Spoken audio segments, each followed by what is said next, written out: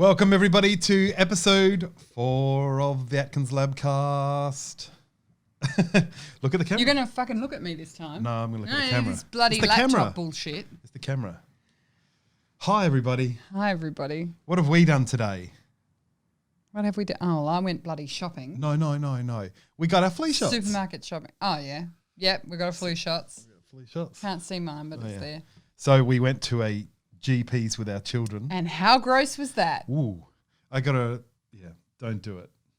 No. Do it, don't. you fuckhead. If your GP will meet you in the car park, do it. No, do it regardless. Go in and do it. Everybody needs a flu shot. There's no point in being immune suppressed if you then get COVID. It's fucking demented. Yeah, but it was pretty creepy and the kids were totally creeped out. The kids were freaked out because everybody was running around with masks and like, what are those outfits that doctors wear? Scrubs. They're nice colours though, eh? I like the blue.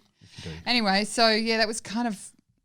So that was a not such a great time, but the doctors were absolutely wonderful, and that what's our doctor's name? Mel. She's G. lovely. You're Mel G.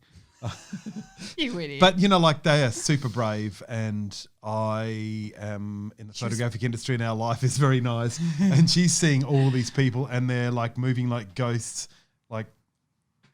Walking around each other and looking scared. It was freaky. Yeah, I just the wanted to give her a girls big were like, "Oh my god, Mum, it's like something out of the apocalypse. It's like some terrible movie." I'm like, "Yeah. We should watch that movie everybody's been watching, Contagion." Yeah, we'll totally. Oh, there we go. We can watch that tonight. Oh, I don't know if I can. I think I'm too freaked Okay, out. so because I do the shopping for 3 families, so I go because my mum and my sister are sick. So not with COVID, just with being fucked. And so I have to do the shopping for us and the food shopping for them and the food shopping for us. And so, she's got twin boys, so all they do is fucking drink and eat. And that means on days that I have to go shopping, you're looking at your fucking laptop again. Pay attention to me. I am your one and only, you son of a bitch. Nodding actively. God damn you all to hell. Right, not actively and actually fucking listen to me. All right, so I'm just saying. I know. Okay, I think we've talked about this before. No, I'm just saying. No, we haven't. You've My got the anxiety virus. levels are very high today. No, virus. I don't need your filthy bloody. You don't even. And this is the stuff from the car. Okay. No, it's This not. is the hand cream from the car, isn't it? Okay, so what's something good that happened this week? Jesus, you are so boring. What's something good that Okay, happened? fine. What's Love something good that in happened? the time of COVID-19. Love in the time of COVID-19. That is some fucking amazing There's shit. something, yeah. So you got to Google Love in the time of COVID-19. We'll put it in the show notes. Paul Greenaway of Greenaway Art Gallery, who has a gallery here in Adelaide and one in Berlin, represents artists, painters, sculptors, photographers, all kinds of really super cool works. He's got all of the people he represents, and there's like 70 of them, and he's got a piece. The artists he represents. He's got a piece from each of them, and you can buy one of these pieces, and it's a A4 reproduction of the piece. So if it's an original, unlimited. So if it's from a photographer, it'll be obviously like a photograph, and we're printing them on smooth cotton, archival paper, pigment ink. So they're really nice rendering.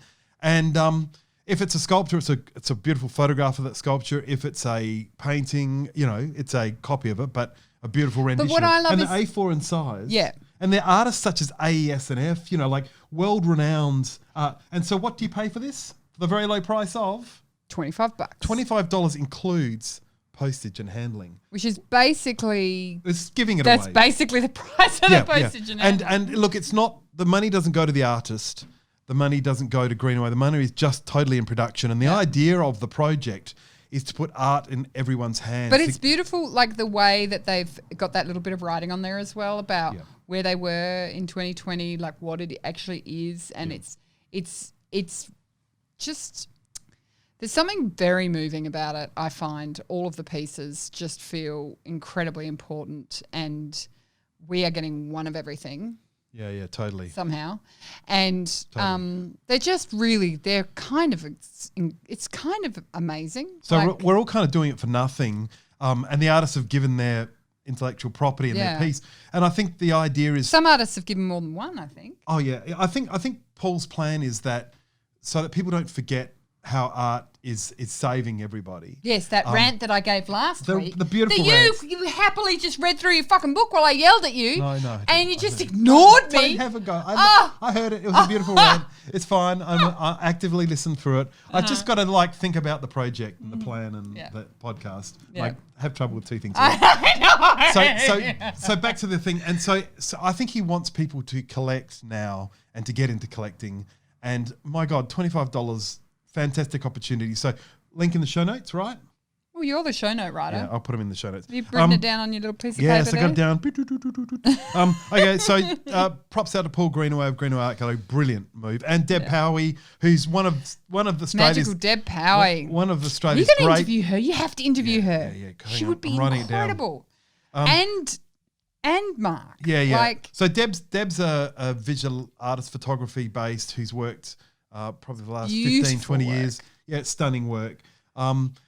Check her out. She's in the show notes as well. But she works with Paul and she helped put this together with Paul. But it's Paul's idea and it's genius. So well done. What's been going on the lab this week, Kate? You've got to stick to your bloody agenda, don't you? How's our staff doing? How's our beautiful staff doing? Well, they're a bit shit this week because we've had to put everyone down for 1 day a week less. Yeah. So everyone was 5 days. 5 days, now they're 4 days, and the casuals are less than that. So 2 of the casuals. 2 of the guys. And that's mainly in response to the framing department, which is doing our big stuff. Yeah, but the problem is that the job keeper doesn't apply if you are a casual under 12 months at your And we place. put on 3 staff the first quarter of this financial year, September, so October. we're trying to function. We're trying to work it out so that we can somehow get it so that they're getting enough hours, and the people that get JobKeeper, but we can actually pay the guys doing work. And we don't yet qualify for JobKeeper because there's been a massive rush on work, which we love, but it's a rush on because people thought we were going to be shut down. Yeah. And look, we still might be shut down, but it's... Yeah, but we'll still work even if we are shut down. That's right. Me and you, baby. Yes. Me and you, baby. We're going to fucking work it out. You're going to teach me how to print shit, aren't you? I will. You will. You have to fucking go down to that stupid Pegasus machine, the processor, and wipe its little bum and hose its little bum and... Exactly. That process and you can do it. We've both done it. You've made albums. You've made frames. We know how to do it all. Let's just. But anyway, what I'm saying is that got a rush. What are you saying? So March was good, and when JobKeeper was announced, it was similar to last year when even with the drop, when it was announced that we had to qualify March versus March. There's no way we're going to qualify, and April is only just starting to fall below the 30%. But we had growth last year, so if we had 20% growth on our sales, then we had to drop 50% to qualify, which we're bumping on that now, at any rate. So I think we're going to be safe with it, and we can put our stuff on JobKeeper, which is just amazing. Thank you, federal government. Thank you, socialism. Thank you, socialism. We're grateful. And you have done so. Next topic. Ding. You really suck, I'm sorry. Rose update. You are working on albums. I hate Rose. Yes. We promised this. So how long now? Listen, I blame Rose at all times because they suck, but it has been a long time coming in the issues with Rose, and tomorrow I'm going to have... Is it all fixed? Fresh hair because I'm going to do a wash. I'm going to have nice hair. I'm going to put some shit on my face so I look like a grown-up, and then... Me and Karen, who's just had a haircut, she looks fucking hot as. We're going to sit 1.5 meters away. Apart. Yes, it's going to look so stupid. Well, I can't wait to see it. And so you're going to record a video for some new features that are coming. So Rose isn't 100% fixed, but it's better. Well, and you've got some nice, cool things to do with albums. Yeah. So that'll be available tomorrow, is that right? No, give me a minute. No, but will the update be available tomorrow? Oh. Okay, we'll talk about that later. So, our guest. You should know that. It should be on your bloody list of know-y things. No, it's not, isn't it? Our interview. Who did I interview? Tell me. You interviewed the king of the hipsters. Yeah, she likes his beard. I like everything about Che Chorley, I have to say. Che has been for years the man that walks into the building and all the girls are like, Che's here. Well, he can't walk into the building anymore because he's moved. No, but he is one very, very extraordinarily beautiful man. Oh, forget and that. He's shut smart. up. This is for the girls and the boys who are interested. Which I can guarantee when the men read that, there will be some hipsters who will call themselves quote unquote straight who will be all flustered about good old Che. He has the beard where all the other beards go to like worship and learn how to be beards. This is a good beard. It's a fucking glorious beard. It's quite trim and neat and tidy, but back in the day, oh my God, it was like, oh. Like Derek Clapham. Was it a beard? Like Derek from Photo Merchants. Yeah, beard. so look up some Che Chorley because he's one. And part of his hotness is his talent and his thoughtfulness. Yeah. And his exhibition was redonkulously good. His image is incredible. So we'll have links to all that in the show note. Don't ask me. You're a show note man. I've got it in there. You'll see it all. You see his work. You'll see his book. You'll see you'll hear about where he's working now. His fucking book is so cool. Yeah, it's just down here. Somewhere down there. So yeah, we'll have a picture of it maybe in the show notes. I don't know. Yeah, we can do that. So let's leave the listeners to listen. Really? Look at you. You've cut yourself off early, mate. Oh, look at that. You're a fucking 12 minutes. We've got 3 more minutes to fill with your plan. We don't have to fill anything. God. Yeah, enjoy Che Chorley's interview. Bye.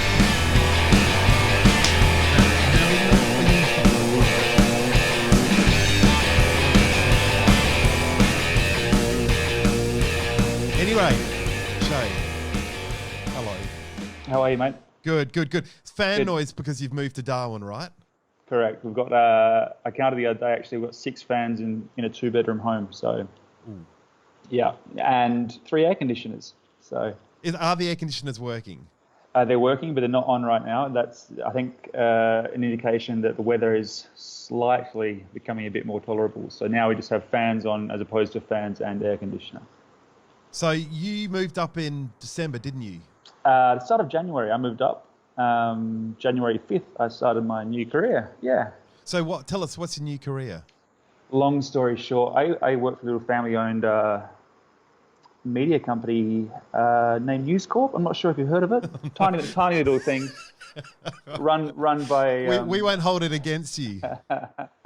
No, my partner and I and our kids, we wanted a little bit of a lifestyle change and an adventure and a cultural experience. So we had Tassie or Darwin in mind, and at the same time, we didn't want to restart a freelance career. So I thought of, I might try my luck in news. Wow. So it's a huge shift in my career. I've never actually had a traditional photographic job before. Not many people do these days. But I'm absolutely loving it. I've never done daily news. I've worked in a freelance capacity for magazines and Guardian and et cetera. But never actually ever had a daily news job before. So it's a big shift, but it's a lot more relaxed.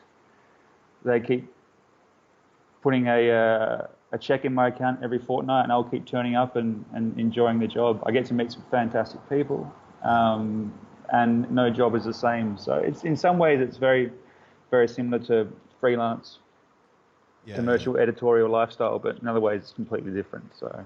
But you get to, I did a little bit of, the only job I did outside of what I do is I worked at the Advertiser here for a very short period of time, like a work experience kind of a gig for me. And sure. I loved it. I met Crocodile Dundee. What is his name? Paul Hogan. Yeah, that's it. Yeah. and his wife, or she was soon to be wife, sure. They were in town. It was just crazy time. And I think up in Darwin, you'd be bouncing around because I know the Darwin news beat is not, the world's not changing up there. So you'd be out there meeting all the strangest, interesting characters and creatures, wouldn't you? Yeah, and that's one of the appeals of Darwin and the reason why I chose this job to do in Darwin as opposed to, I wouldn't necessarily be interested in doing this job if I was in Sydney or Melbourne or Adelaide even. But up here is the job that excites me, if that makes sense. So, that's cool. Yeah, purely for those reasons. And also I get to go out and see some parts of Australia that I never really would beforehand. And as you know, with the camera, it opens doors to places that you wouldn't otherwise be able to enter, and I think this job is offering that in spades. So I'm really happy. Yeah, it's an insane place, Darwin. Totally insane. I freaking love it. Yeah. I in small chunks, and the food at the markets, and just the Middlebeat market, watching the sunset, and your choice of Southeast Asian cuisine, and genuine stuff, not. See, these are all the things I keep hearing about, which I have yet to experience because the place, like the rest of the world, is completely shut down. Yeah, actually. What's the story up there? I think they're approaching it in a pretty typically Darwinian style. So we're similar to what I imagine the rest of the world is, and we have these restrictions in place, but perhaps with a few more leeways here and there that down south you might not get. So everything's closed, obviously. But the sex shop's still open. So put it that way. If the sex shop closes, then it's all over. Then it's all over. I drove past on the way to work, and I'm like, no, that's still open. We're good.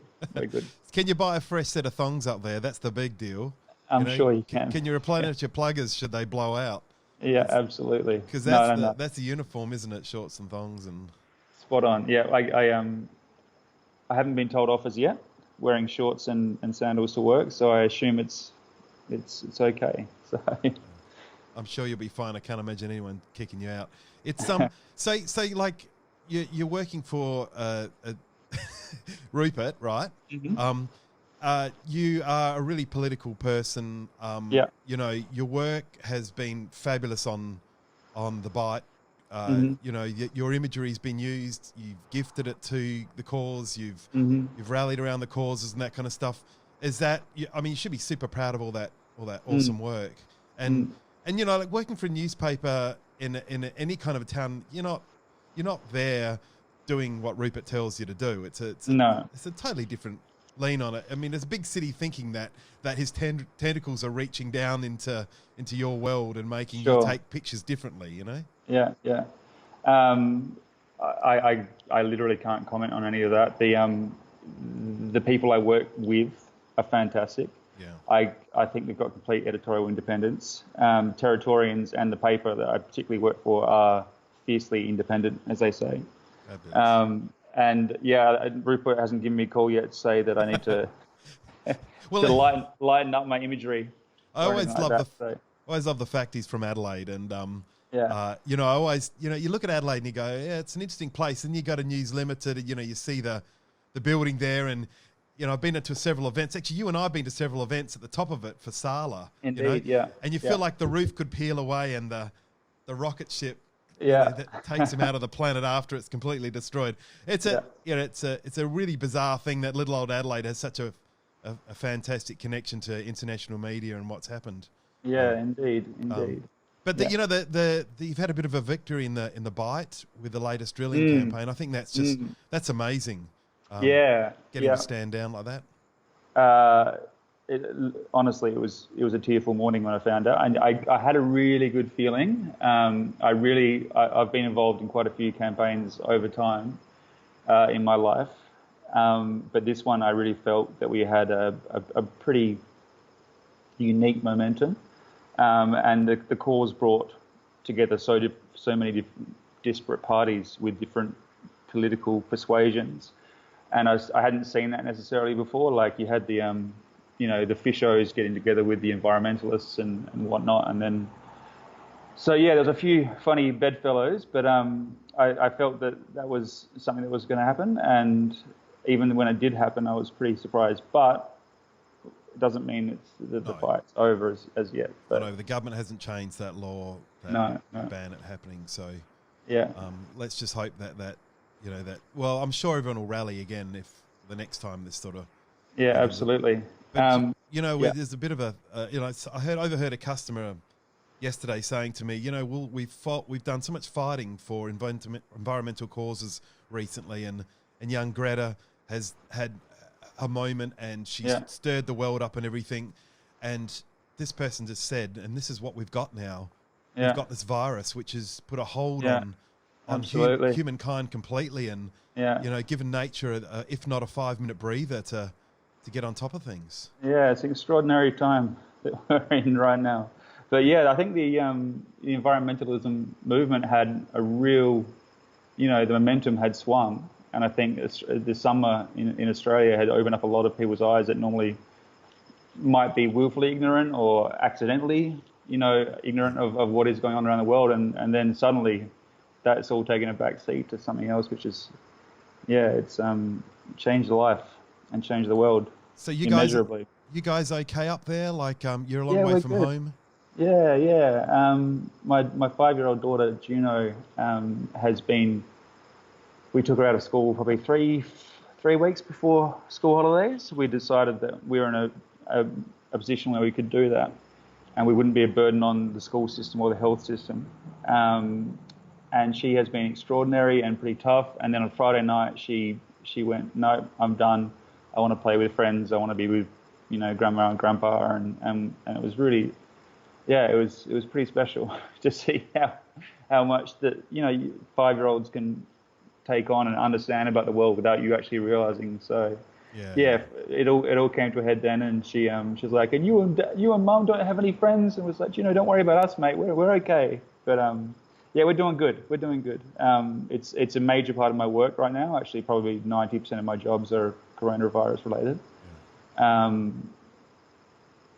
But we're all right. We've got the beach 28 meters that way. Yeah. Wow. Not that you can swim in the ocean. No. Because the what are they called? The stingers.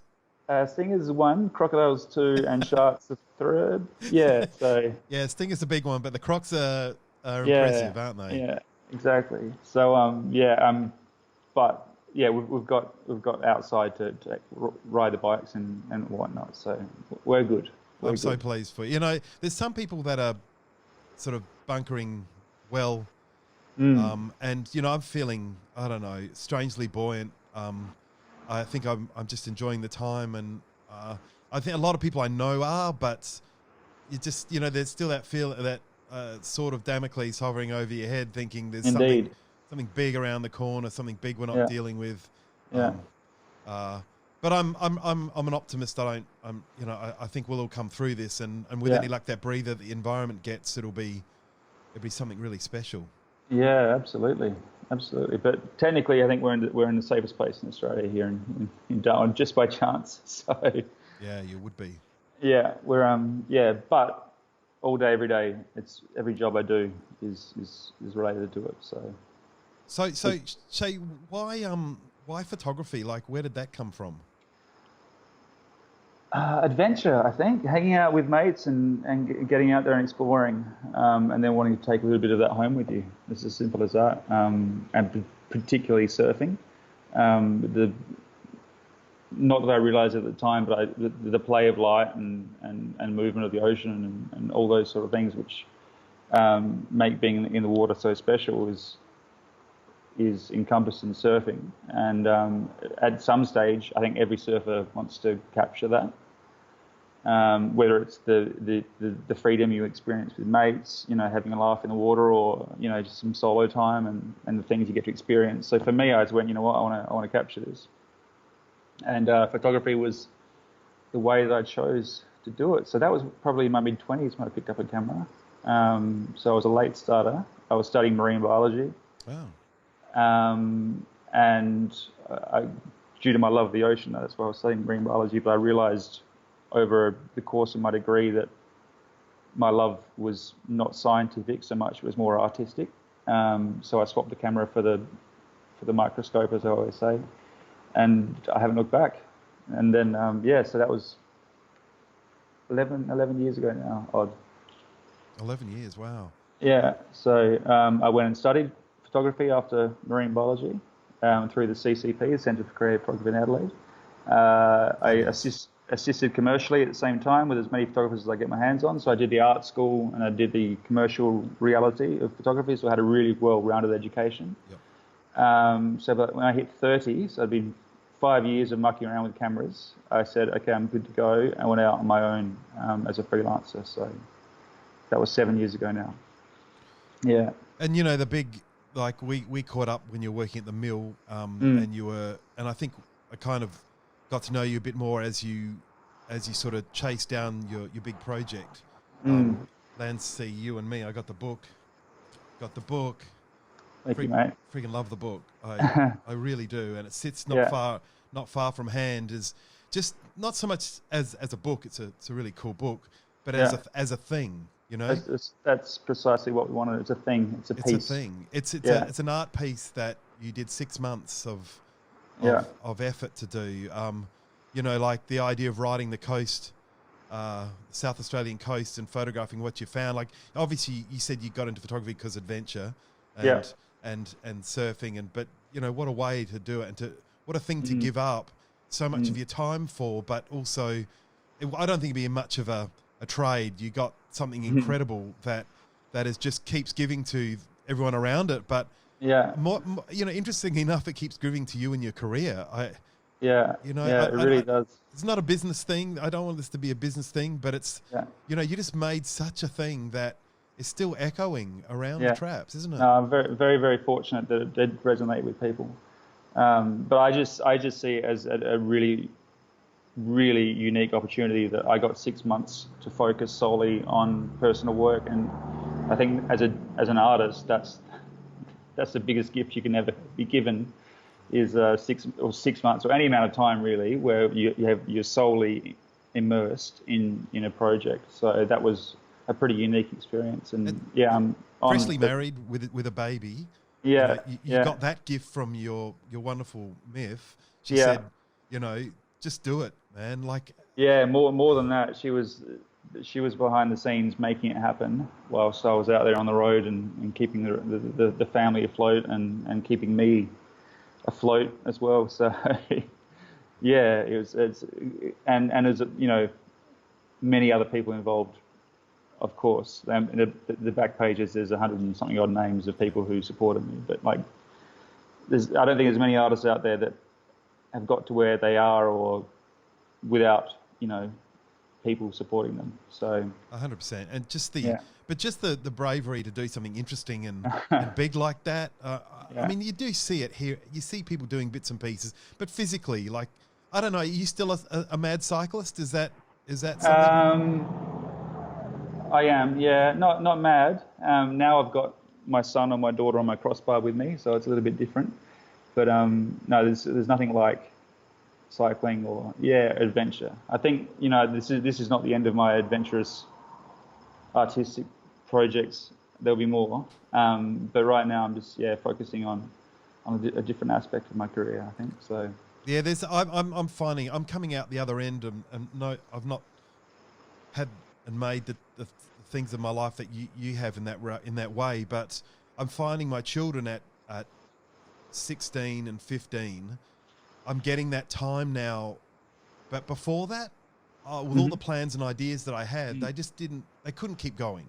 Sure. You know, the family needs you, and you need to be dad, and you need to be a dad. Yeah. And that's a huge effort and a huge reward. It's the biggest thing, you know. It is indeed. Yeah, it's the biggest thing. And to be honest, right now it's really wonderful being able to spend a little bit more time with my family, and have that freedom that 9 to 5 ironically gives me. Having a 9 to 5 gives me more freedom than being a freelancer, which was it's an interesting realization I didn't realize at the time. But there is something about that. And it is a bit of a gift from an employer that you can get and not worry about chasing the other stuff. But the good thing about what you're doing is it's not stopped your career in any way. It's taking it in a slightly different path, and as soon as you tack again, it'll all be there. Nothing's changed really. No, I'm still making imagery, and I absolutely adore it. Making imagery, it's like, it is a really wonderful process, and I love it. Whether it's for myself or for a client or for News Corp, like I love that process. I love the process from conception through to reality. I'm pressing that button, and the camera makes a noise, and it's keeping me alive and my family happy. So I feel very privileged. That's awesome. Yeah, very privileged. Yeah. That's awesome. So when you're thinking about like you'd have to be working fairly fast, working for the paper. Do you get much of a chance to? Because we're looking at your shoots and your work on your website and everything. it seems really well thought through. All the way, because there's so much preparation, and a lot of your work is done in the water, right? Traditionally, that your work, not the current work you're doing now. So there's a lot of planning about going about things like that, and times of day and everything. Has that been a big jump, a big contrast? It's huge. It's huge.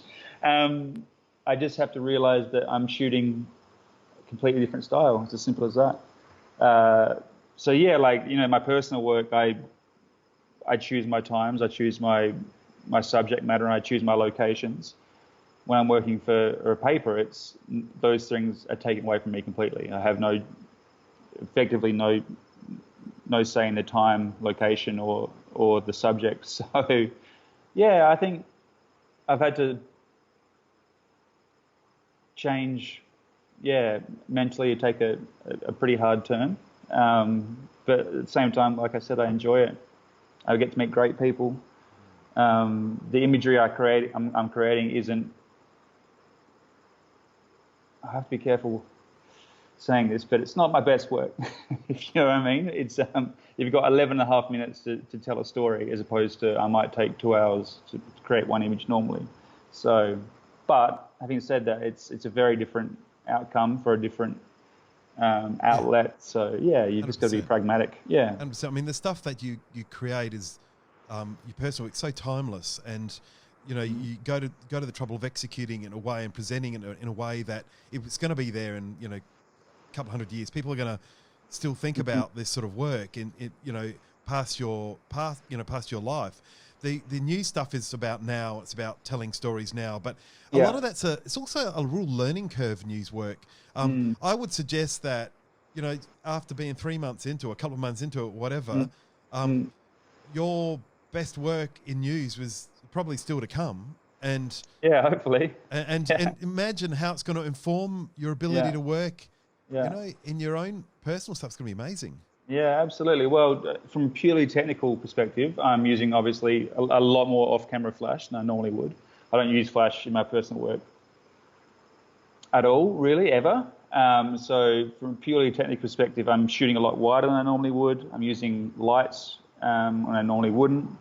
And I'm shooting angles that I normally wouldn't as well. So these are all really good experiences for me, because you never waste a shoot. You always learn something or try a new technique or whatever. And so in saying that, absolutely, I do. I love my job. I'm very lucky. Yeah, it'd be a cool job. If you like people, it's just like it'd be amazing who you get to meet.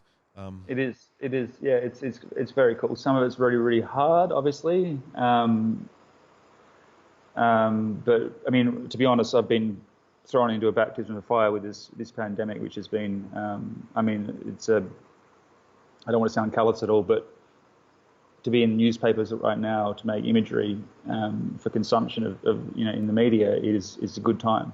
I'm making some images that are, they resonate Australia-wide for the papers. It's a crisis is good. Photographically for me right now, unfortunately. Yeah. It is. Like you can use, crises can be used for all sorts of horrible things. And, to quote Game of Thrones, chaos is a ladder. And unfortunately it gives power to, the wrong kinds of people at times and all that. But in the same breath, you see the best out of people as well. Yeah, absolutely. Do you find yourself moved on these jobs? Like I can't imagine it. Yeah, a lot. I'm a proudly emotional person. When I'm covering a story of heartbreak or of, I feel those stories. So that was something I spoke to my colleagues when I first moved up here, and I said, how do you go about dealing with these situations? And everyone's just like, you just get used to it, and it's part of the job, and all those sort of things. And for me, I think it's a little bit harder.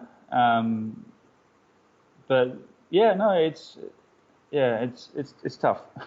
It's tough. Does the camera help you, like having it up in your face? Does that create a barrier? I don't know. I think in some ways, absolutely, because you are looking through the viewfinder and you're not, you worry about the technical aspects of photography, and then the emotional, the telling the story and whatnot. So there is some, yeah, definitely. Also, like a friend of mine's a lawyer, and he has always dealt with some pretty tough characters. And the way he explains it to me is that when he goes into work, he wears his suit, he wears his tie, he wears his belt, and he's putting on a costume and he's performing that role. Yep. And I've tried to see how that works with me as a photographer. I wear my lanyard with media written on it, and I put my camera up to my eyes, and I'm there to perform a role as opposed to Che Chorley, the person. I'm there as to document, but it's tough, mate. Yeah, totally, it's tough.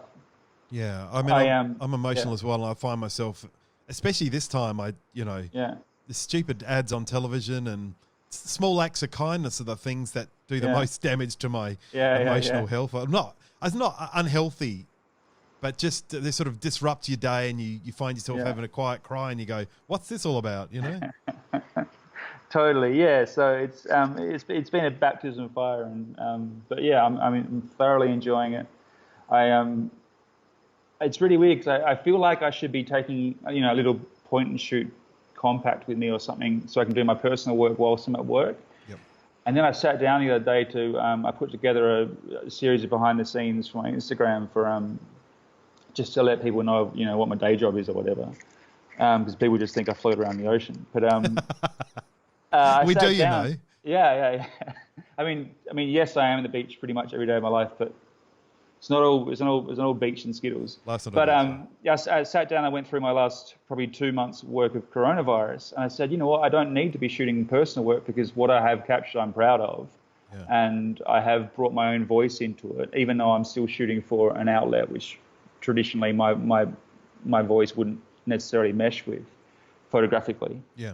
And I actually had a chance to look at the last 2 months' work of coronavirus, and I just went, hey, the work I'm producing is I am proud of it. Yeah. And I don't need to be on the side taking shots for myself or whatever, because the work I am producing does tell that story. And so I was surprised by that. I thought I'd look back on it and say, no, I really, really have this need to, because it's an extraordinary time, and artists, I can't wait to see all the art that comes out of this time and all the books and whatnot. And but I'm happy with what I'm producing, I think, even though it's for someone else. So. That's amazing. So tell me, have you got brewing inside you? Like, you see this sort of stuff. Do you have any personal pieces brewing? Do you feel like it pulling, or you're just too busy to even think about that? I've got a few things in the back burner, definitely. But it's just a matter of having the time. But I think right now I'm concentrating on a new aspect of my career. So I'm going to enjoy that and give that my dedication. But yeah, I mean, we moved to the territory for the cultural experiences and for me to find a new landscape and a new seascape and to shoot colours I've never shot before. Yeah. The irony is that after 5 years of living in Moana, I finally felt like I'd just begun to capture the colours of my home when we left. I was just like, after all this time, it's taken me 5 years, and I'm like, I'm finally getting into a groove of the colours of my home, and now I'm in a completely, I'm out of there, mate. The palette up here is just completely different again, so I'm not sure how I'm going to go. But yeah, I'll be doing some personal work up here, absolutely. Yeah. I mean, the skies are like, we worked for a photographer for years called Peter Java, who passed from cancer quite a few years ago, and I think his family's still selling his imagery. But Peter just photographed thunderstorms. Yeah. And I think his business is called Thunderhead.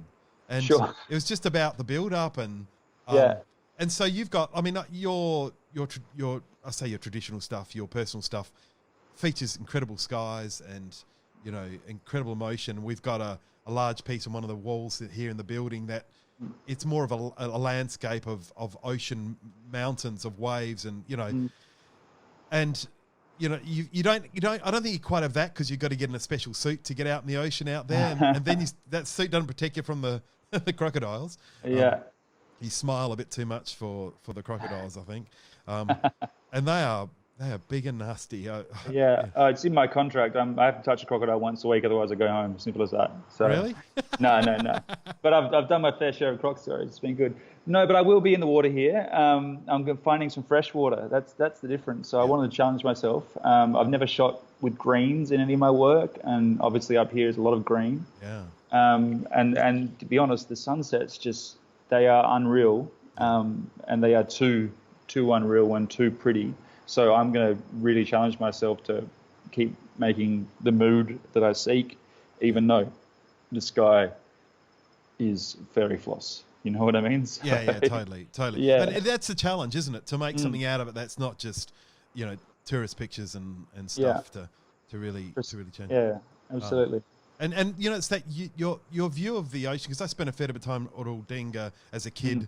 I never saw the ocean quite the way you saw it, but I did see it in Turner's paintings, and I did see it. I feel that stuff, and I feel that when I look at your stuff, and I think that's why I was always drawn to it. Just like there's a couple of interesting shoots you've done where you've had like a single person in the water.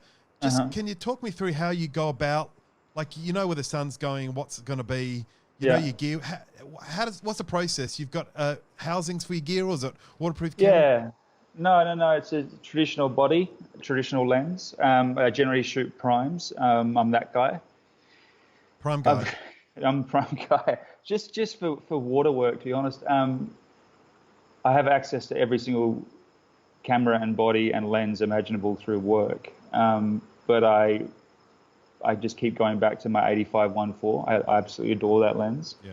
And I put it on a Nikon body, and then it's housed in a water housing. And then I shoot at the same time of day that at times of day the light I search, which is generally the 15-20 minutes before sunset, but predominantly it's the time after sunset. Yep. That little slither of magic that you get, where everything's in balance, if that makes sense. Yep. And then I chase lighting events that you traditionally get in summer with the storms and whatnot. So, but yeah, the sea surface is just, if you put the sea surface at eye level and spend a little bit of time you'll see like the play of light, the dance and whatnot is it's super fun. So I try and capture that. But then to put bodies into the water is it gives weight to an image just on top of that again. So but I for my personal work, I like to go darker and darker and darker, both in mood and subject. But at the same time, I have there's commercial realities with artwork. If you're going to put an artwork out there that's particularly dark, it doesn't find a place on people's walls, if that makes sense. So although I don't know, I've never found your stuff to be emotionally dark, but I'm not afraid of. Who's not afraid of the ocean at night? Like I think everyone's got a bit of that in them. But I've never found them to be emotionally pressing. I've found them to be kind of exciting, and they kind of fill you much the way that those sort of big outdoor natural moments can fill you. You're right. There is a commercial reality to selling artwork. Have you been successful with that? Would you say selling work, selling prints? Yeah. Yeah, definitely. Once again, I feel extremely privileged and lucky to have found people that my work resonates with, so much so that they fork out their hard earned and want a piece on their walls. So. Yeah, I've been very lucky, Paul, in so many aspects of life. So my work is You sell more than, like, from our perspective. What I see is I would call you a successful, print salesperson. I mean, your project. The thing is, what you did with Lancy, you and me, is you made such a larger statement. I think you almost jumped 10 years in a career with that 6 month of Sure. or probably more than 6 months, probably 2 years of it was 2 years of energy. But I think you did, but your exhibition was so much more. The culmination of the project was so much more than just the images on a wall. I really love the tent and the sounds you recorded from your little red tent, and sitting inside that in the exhibition, or ducking underneath it and being in there, and also then reading the chapter in the book that's or the chapters where you talk about the storms and what it was like living in the tent. It was more of an experience, and I think you did such a great job of bringing people with it, whether it be through the media at the time, through stories afterwards, through probably sick of telling the same story again and again, but it echoed so well, and I think that's really helped, that side of your career. And it's so cool to see you actually like getting a job as well now in it. And and I just think it's really interesting. I mean, you didn't have to do that. And it's another growth moment. I mean, there's another person just picking change and going, well, I'm off here now. And it's incredible. Yeah, thank you. You're very kind, Paul. It was always designed to be a community project, and a project that I wanted to bring the community into. One of the big, one of the motivations behind it was literally to show the world the extraordinary beauty and fragility of South Australian coastline and Southern Australian coastline, and that was so. I didn't want to hit the viewer or the reader over the head with environmental causes over and over and over again. So it was more subtle. It was I'm going to show you and let you know how beautiful we have it and how lucky we are through this project. And so it was a success in that sense. I think people said, "Oh, wow, is that in just off the coast in South Australia?" I was like, "Yeah, it really is, and we need to protect that." So there was a lot of parallels between that and the Fight with the Bite campaign. I met quite a few people on that journey, and we started that. Well, sorry, not me personally, but we were fighting for the bite in 2016. Yep. When I was out there on the road, I met the crew from Sea Shepherd and I met the crew from Wilderness Society, and they were out there producing documentaries for it then, for it only to be, to have a win in 2020. So that's 4 years of hard work behind the scenes that so many people put in. So Lancy, you and me, one of the motivations was to get people out there and say, oh wow, South Australia is extraordinary, and Southern Australian coastline is pretty unique and it's healthy. Yeah. Surprisingly so, with all the lack of, the idea of being protective. I think, we don't have. Imagine if we had the weather like they have in Queensland, and we'd have all high rises the full length of the damn coast. So absolutely, I think we're a bit blessed in the fact that it's not there for the tan, really. Yeah, it's not there for the tan for sure. It's a harsh reality out there as well. It's not welcoming in some respects. So we get the beauty in the beast, which is one of the big aspects of my work, is the beauty in the beast, which is it made sense to me, and it will always be my first love photographically. I think is the coastline. And if I can keep showing that through my work, I'm not sure if I always shoot. Oh no, bugger it! I'm always going to shoot in water. Who am I kidding? So you're not a diver. You're not a surfer, right? You're a swimmer. I'm swimming when I'm shooting. Yeah, I'm not diving. No. Yeah. And do you surf at all? Technically, but if I'm down there and the light's good and the waves are good, then I'm shooting. Yeah. If that makes sense. So. Yeah. But I mean, I do any opportunity with news, I'm throwing the subject in the water. I've got my housing with me, obviously, and there's been a few jobs that I've convinced the editor that, like, no, we need to get in the water for this shot. So, not the water again. It's the water again. I'm that guy. Yeah, the water again. Look at you employed. So a lot of your friends are the people you've been hanging with over the years are all coastal people, and and you got other surf photographers that you've worked with over the years, and and other surfers. I mean, that's quite the community out there, especially some of the remote beaches, isn't it? Yeah, there is some. Yeah, and there's some extraordinary talent as well. But no, the surf photography community is tight because there's so few of us in South Australia. And I mean, I encourage anyone to shoot, but at the same time, there's this dichotomy that you're welcome, and then also you're not welcome quite a lot of the time as a photographer in certain aspects. But yeah, surf photographers, I've made a lot of friends. Photography it's been extremely kind to me, and I've made some wonderful friends and some lifelong relationships, and I've been able to tell stories, and I'm just so grateful that the camera came to me. It's rad. It's actually it's an excellent community. It's one of the things I've loved about it myself all the years, and every day it seems to be something or someone gets added to it. Yeah. And very rarely do we lose someone from it. Yeah. They might put what their dreams or plans or whatever on a hiatus, or realize the path isn't for them. But it's an additive thing, and I think it's just maybe it's just the accessibility of it as an art form. It's hard yak on the same. Having said that, though, like it's impossible to make a living in. It is. I didn't mean to say it's impossible, but you got to be around for sort of 10 years before you can start. Yeah. You make your bank. It's fucking hard work. And I want everyone to it's tough. It's been really tough. I've managed to keep afloat for now 7 years. And if I was where I was at the end of last year as a freelancer right now, I wouldn't have a job.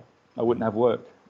So purely by chance, I decided that it was time to have a lifestyle change, and now, thankfully, I'm employed. But I feel so much for all my colleagues and friends who are freelance in any aspect of art right now, because everyone's just had the floor completely pulled from under them. And what have we all fallen back on to survive? Yeah. Like how hard is it surviving in Australia, but not having to, I mean, this is a wonderful place. We've got it very easy generally, but what have we fallen back on? The arts. Yeah. We're soaking in, whether it be, Absolutely. Instagram, we're soaking in TV shows that have been made by great artists, the people that, the guys that make Ozark, the quality of storytelling in it, it's incredible. Sure. And so the arts are what is, saving us. Yeah. But and the government doesn't think too much of it, does it? No. It's I think my feelings, Paul. Yeah. Yeah. No, yeah. I'm terrified. I mean, up until the current virus situation, pandemic situation, it had been a long march for a lot of people to go, okay, I can't do this as a full-time. I've got to go and do another job so I don't kill my photography. And I feel great relief when people come to that realization, and then they find that job that allows them to shoot when they want to shoot, and give them keep that alive in them, that love of photography alive. Yeah. I mean, and you've done it, right? But you've done it in a really, really tricky, cool way. You've got a job in photography, which there's no jobs in photography. No. I to be honest, I didn't even know what to look for when Miff and I had a chat. We're like, hey, let's move interstate, and I was like, do photography jobs exist still? Like, I didn't know if this was a thing, but it's apparently a thing. It is, but and it's such a rare thing. Even the pressies here in Adelaide, most of them have lost their jobs. And to get a job as a pressie, wow, like that's just so cool. Well, having said that, knock on wood, call me in a week's time, we'll see how we go. But it's a lot of fun. I'm extremely, extremely fortunate, and mate, I'm making photos. I'm very lucky. Yeah, are they asking you to shoot video at all? I do, purely because I'm also using this job to upskill as much as possible. Yep. I do a little bit of video as a visual artist, and I've been relatively successful with that. It's been something I'm exploring in my personal work a lot more. And so, I've got the equipment, I've got very basic skills, but I'm using that. So I'm shooting a bit of video, but once again, I wouldn't say it's traditional video. It's got a bit of my bent to it. I was just wondering, because I've heard news outlets asking stills photographers to shoot a bit of motion as well. Yeah, and sort of they're getting a 2-for-1 deal with.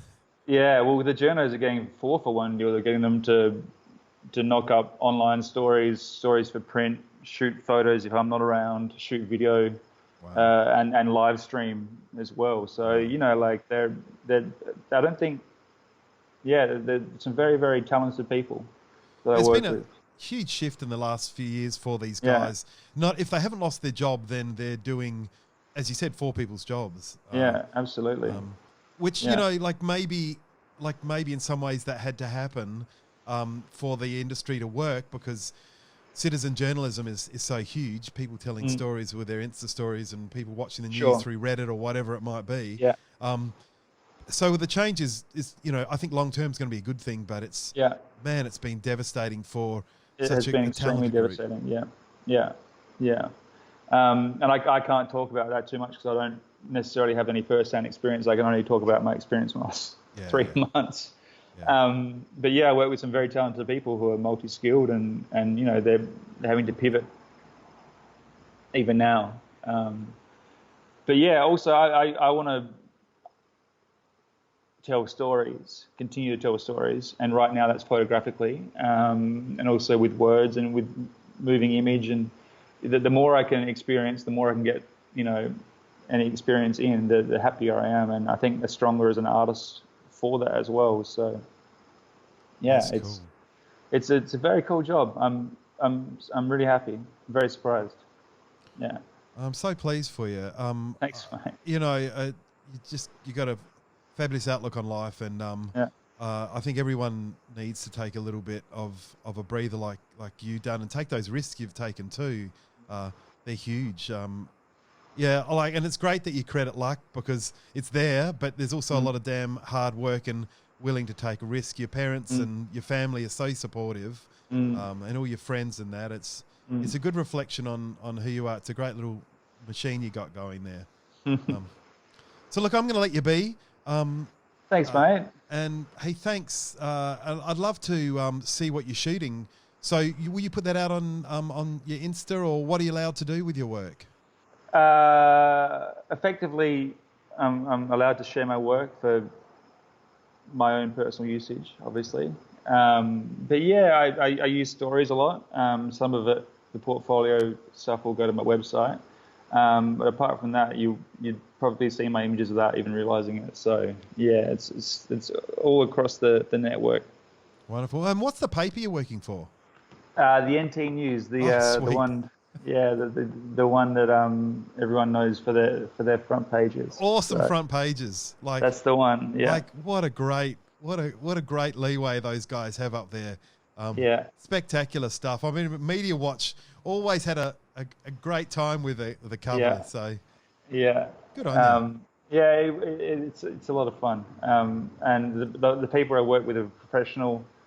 They're doing hard-hitting journalism, but also that they realise they're in the Darwin, and we're all very, very lucky to live where we live, and the lifestyle up here, and the people are, and they don't mind taking the piss out of themselves at the same time. So it doesn't take long when you're up there to realise that that's what's happening. It's for the rest of Australia who are like, oh, whatever. You go up there, you go, oh, I see what the deal is now. Yeah, this is it. Too hot to take anything seriously up here, to be honest. Exactly. Yeah. Exactly. All right, mate. We'll catch up with you some other time. Thank you. Thank you so much for your time. Honoured for the chat, mate. Anytime. Yeah, it's been lovely. So well.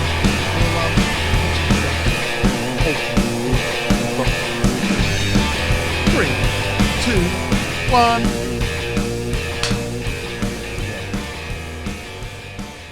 No, it doesn't do anything.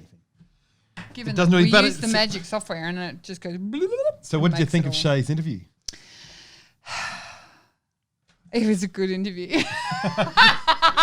You're waving me down. No, look, he's hot because he's hot. Hey! Settle down, you fucking. Fucking hell. You're a very rude man. That's why I married you. How wonderful. And Darwin and, and that crazy newspaper. Why are we here? Oh, Why? What the turns hell? out you should have had your phone on airplane mode. Correct. Because you had on Do Not Disturb. Called us and James Sage called us. And all the people called us, and then it fucked up the whole. So hang on, what were we talking about? We probably should have played back to where we were. So his exhibition. Oh yeah, that was really cool, wasn't it?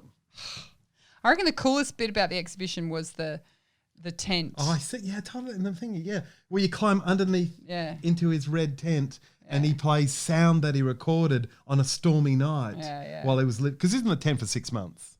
I love that sort of stuff in art, that kind of interactive, not fixed, here is paint on a page. I love that stuff. It's my favourite thing, that kind of performance-y aspect to stuff. It means that the work is more than just looking at the pictures. It's an experience to go and see the show. Yeah. And I think...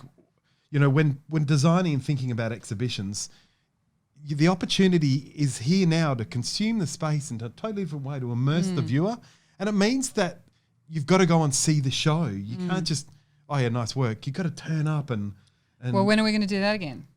Oh, yeah, good point. COVID-19, huh? I mean, I think what's interesting is I think what I'm hearing from photographers is a real mix of stuff. Like there's people who are like, it's all over, fuck it, I'm just going to shut it down. And they're all like, can't see anything good, and they're feeling pretty desperate. And I feel for them a lot, because I think if they just give it a minute and just hang on for a second, don't like crash and burn everything, it'll come back. But I think then there are a whole lot of other people who are like, right, this is what I'm going to do. I keep hitting this fucking mic. This is what I'm going to do. I'm going to, send out all of these people that never ordered an album. I'm going to send out this thing, and I'm going to offer this product and this other idea and this thing, and then do this kind of shoot like that we talked about last week, the shoot. Porch portraits, which is genius. So it's hard. I think everybody's in a different, in a different time of like mourning. Yeah, different stages. Yeah. There's different stages. And I think the problem is when people mash it up, and the people who are going down are telling everyone that, like, they're feeling down. They're saying, making people feel, and the people that are going up are annoying people that are going down. Like, it's just tough, and we've all got to be kind. I mean, it's like you and kind. I. Like, I'm the depressive, anxious fucking lunatic. And when you don't give me the validation that I require for my misery, because you're all Mr. Bricky Pants, then I get like more miserable. Yeah. So you have to validate. When somebody's miserable, you have to go, yeah, fuck, that is awful. And not try and fix it.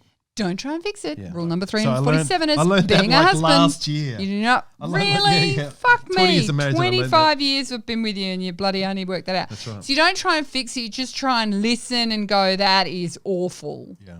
And then if at some point they come back and they kind of go, I'm starting to see some wood for the trees, blah, blah, blah, then you can talk about how things might get better. So I think I remember what we were talking about before the phone call about Che. Yeah. We're talking about photographers who are getting a job to supplement their photography love. Now, Shay's just gone and got a job in photography. Yeah. Who gets a job in photography? Nobody gets a these job days? in photography. That's not a thing. There's no photography. It's like tenure at university. So here's this dude who just walked into or answered a call for a job and is a photojournalist now. And I think this is not his first love being a photojournalist, but he's loving it. But there is also something to be said for jobs that are completely nothing to do with photography as well, to back up your photography.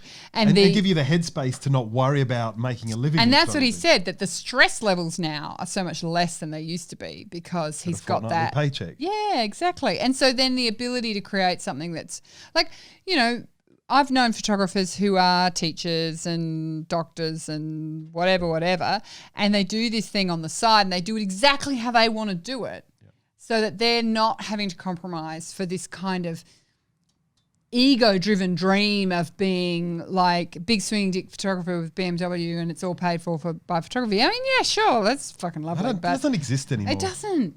It doesn't. And it doesn't exist. It certainly doesn't exist anymore without massive compromise, because in the middle is a fuck ton of money and work, but you've got to love that middle. And most artists don't. You know, Kmart. There's not many fashion designers going, I cannot wait to get into Kmart. Like, that's not a thing. No. So, I don't know. I brought it all down because I'm having a down day because I did the fucking supermarket shopping. So let me ask you a down question. Oh, are you even capable of it? I am. Hang. What colour is the black box flight recorder in planes that they go to when the plane goes smash and dies and everyone crashes? It's got to be black. It's orange, which is fuck me dead. Our. Oh no! And I didn't wear anything orange. You have orange. Look at me in my depressive fucking outfit of grey. Bloody drag myself out of the misery. Orange. Your glasses are gold, which we'll call orange. No, you're fucking scraping the bottom of the barrel, mate. We'll call that orange. All right, Dad, read us the orange. Okay. Answer me this, riddle me this. What came first, the fruit or the name colour orange? Is it orange? An orange? Thanks, Cassia St. Clair Watch, she's thinking, for writing this. I hereby say that it was the fruit. Yes. First cultivated in China. Spread west. All the good shit. I know. Except for... Oh, God. How did we walk into that? Yes, I know. Let's pretend we didn't say that. Should I cut that bit out? What is the most expensive spice? And we're not talking about Jerry Halliwell. Saffron. Guess what the colour it is? Orange. Awesome. How about that? I can't believe you brought up a Spice Girls joke. Okay, let's talk about Have you got anything in there about the ginger? The Indians and the marigold orange? Oh, there's a heap of that in here, but I haven't picked that out as something to talk about. Yeah, well, because I'm going to go to India. I know. Let's talk about ginger. Who's our most favourite? Who's our most favourite ginger? Julia Gillard, Prime Minister. That's your favourite ginger. And you know what? They're about as populous in the world as blondes are too. So redheads are about very similar. The thing is, but nobody dyes their hair to be redheaded. Well, very rarely. Well, you know, maybe some do. How about this? This is one of the things I like. You know, there is an orange colour called minimum. Let me just make sure I get this pronounced. It's called, and it's one of the. Is it really called minimum? Sorry, minium. Oh, right, okay. And it was one of the original oranges, right? And it was used in illuminating scriptures. You know that dudes that ride along the monks that ride on the edge. Yep. So here's a little bit interesting. Scribes would first copy the text, leaving space for the paintings, the illuminations. Yeah. And then a team of artists would have begun their work. If the team that worked on the volume was large enough, it would have been the sole responsibility of one person to add the capitals, headings, and pilcrows in a particular shade of orange-red, so bright that they leapt off the page. Oh. The pigment that used was called minium. The person who worked on it was called a miniature.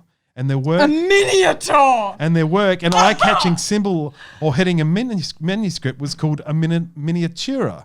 The origin of the word miniature, which in its original sense did not mean small at all. It was actually the big thing on the page. So minium was used extensively in manuscript illumination during the Middle Ages, and use of it only gradually died out as vermilion became more readily available through the 11th century. Oh. How about that? So beautiful. Do we have one? Oh, yeah. Here's You're flying through this book, boy. My what are you going to do? We're only 4 episodes in. You're halfway through the fucking thing. Book afterwards. Did you know that nude is a colour? It's a fashion there's dude, right? There's some political issues around that. Nude's a colour, right? Well, nude bras, nude lipstick. Whoever's nude when we reference the nudity. That's right. Because, you know. So what I came across in this wonderful book, and then I've dug down, as you do. Yeah. The artist Angelica Das, since 2012, has been photographing people without clothes on from the top up. So it's not, full nudity. It's just, top up. And then as the background, she's been choosing the Pantone colour that represents their skin colour. So they're standing in front of the Pantone. So I'm going to show you here on my Googles. We're including that. Oh, yeah. And so what it actually shows, and the idea is she's trying to minimize the idea of what's white and black and what's, what is the colors. She's showing the intense variation that skin tone actually is. Yeah. So, and that's her project. And you see, fabulous. Because if you actually draw, like if you're taught how to draw a face, right? Yeah. You don't get this is the skin color and color it in. Yeah, that's right. So when you draw a face with color pencils, for example, or watercolor or whatever, you're using 1,000 different other colors, purples and blues and greens and oranges and all sorts of stuff to actually build up the texture and the vibrancy of a face, because there's all this reflection and stuff that's coming into the room that... Yeah, because it's light. Skin is typically reflective and reflects of the light that's falling and it creates depth and interest and everything else. And I mean, that's kind of the opposite of what she's done here. She's minimised their skin tone down to one thing in the background. She has, but if you look at each portrait, or any portrait, you'll find there's varying tones through there. She might be just using a sample of the average. I mean, you can do that digitally. Yeah. It's a beautiful project. I don't know. If I see Pantone applied to one more fucking thing, I'm going to lose my mind. Do you like it on the mug where it's... Yeah, whatever. I mean, Pantone was used for an actual reason in the printing industry, and now it's just some fucking marketing bullshit. So I thought you were really going to like this moment of colour. Yeah, I know, because of the fucking Pantone. I'm a graphic designer. I use Pantone for its real intended use, not for in a fucking coffee cup. Who's the dude who puts the red on the bottom of shoes? Is it Louboutin? Yeah, I think so. So he did I don't have $1,200 for a pair of shoes. Can we have that in the budget for the... No. I could... So for today's episode, I think I should have that to show people. He released a range of shoes that were the different kinds of nude. Like 5 different colours of... Which I thought was really cool. That fits within this whole sort of thing. Fucking afford them. So that was your moment of colour. Did you see... Didn't he patent the red... Don't know. It doesn't say it in there. It might be in the Red Sea. Well. So thanks to Cassie St. Clair for her beautiful book, Secret Life. You don't have your time thing to look at now. Thanks to... You're freaking out, aren't you? No, I'm fine. Because you don't know how many minutes we've got left. Thanks to Gavin. Thanks to Gavin Blake of the Centre for Creative Photography. Why are we thanking Gavin? For pointing me at the book. Oh, are we finished with the book? We're not finished with the book. No, but pointing me at the book. I just want to pass out the thanks for this episode. Oh, you're so generous, darling. Thanks to you listeners for listening. What are we having for dinner tonight? I think we should have, at the end of each one of our episodes, what are we going to eat for dinner tonight? Because I can tell you there's a lot of people out there right now going, what the fuck am I going to eat for dinner tonight? We're all sick of it. Leftovers. No, we're not.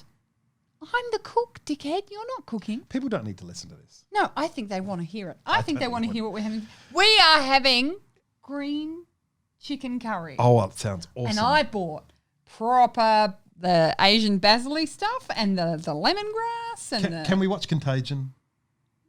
Contagion? No, I don't know if I can handle Contagion. I think I need the gay shows. When are we going to talk about the gay shows? Yeah. Well, we're going to have to do that another time. We'll watch some fashion shows, perhaps. That will be nice and sweet. What's our favourite fashion show at the moment? Making the Cut. With your girlfriend. Heidi Klum. Your fucking girlfriend. Couldn't be more opposite to me if you tried. Heidi Klum. Bloody blonde bimbo. Heidi. Fucking Heidi. All right.